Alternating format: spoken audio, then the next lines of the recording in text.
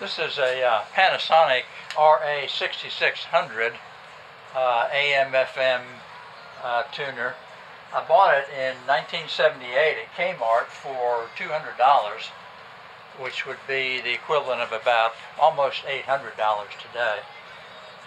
I stopped using it in probably 1990 or so.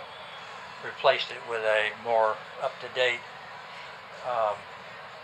audio-video tuner that could also control television sound and so forth. So it sat on the shelf from 1990 to about 2000. In 2000, I tried to sell it at a yard sale. I think I was asking $25 for it. Nobody would buy it.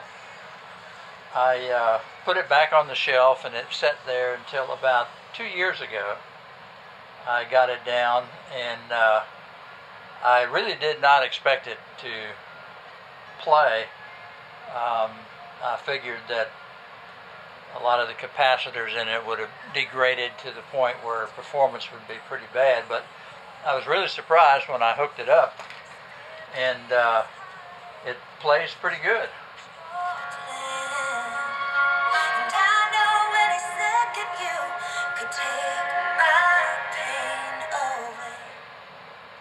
I had to go to a thrift store to get a pair of speakers. I didn't have any to hook up to it.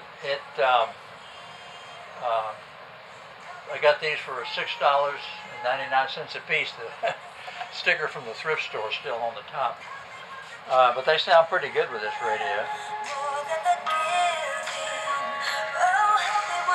As you'll note, this radio has an 8-track tape player, and surprisingly, it still works.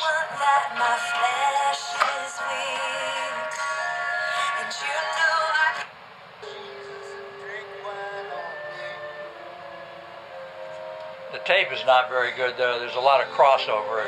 I found it at a thrift store also, just to test it out and see if it would still work.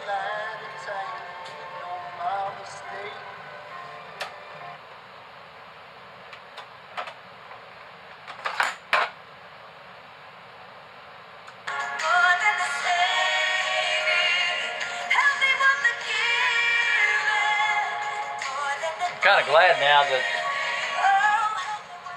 kind of glad now that it didn't sell, because one of the nice things about this receiver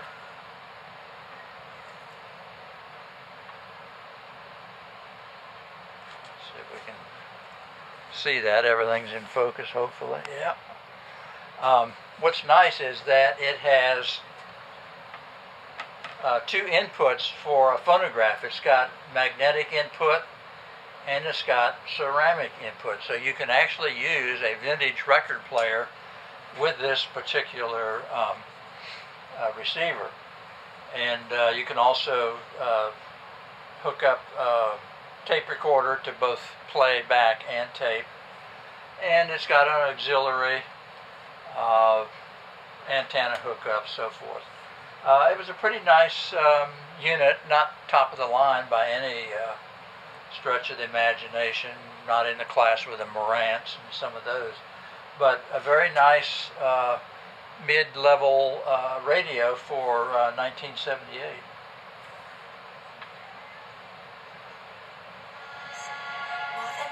And I've got my iPod Jeff and Randy and Mark Schultz plugged into the auxiliary input.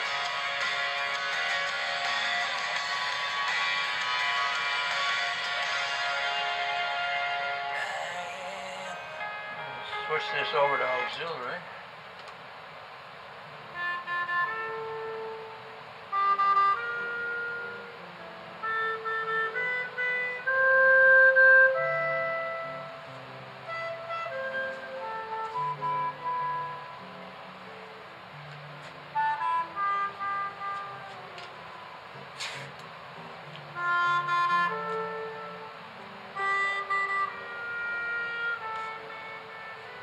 I suppose this qualifies as vintage now. It's from 1978. It's solid state, of course.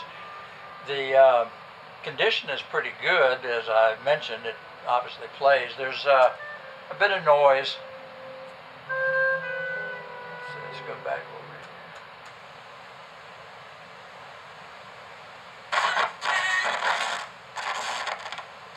here. Yeah, it's picking up some noise between the bands.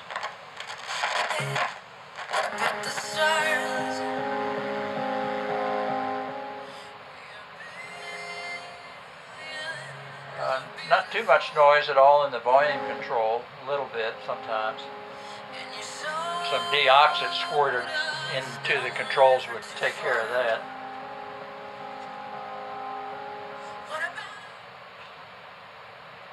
Like any other vintage radio, it could probably benefit from having particularly the electrolytic capacitors replaced, but working on this is above my pay grade, so I would not attempt to work on it. It's all printed circuit boards and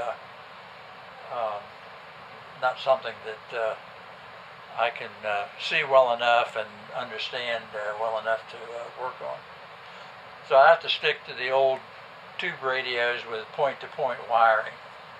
But I enjoy listening to this every now and then, and it's really handy if you want to hook up an old vintage record player and check it out.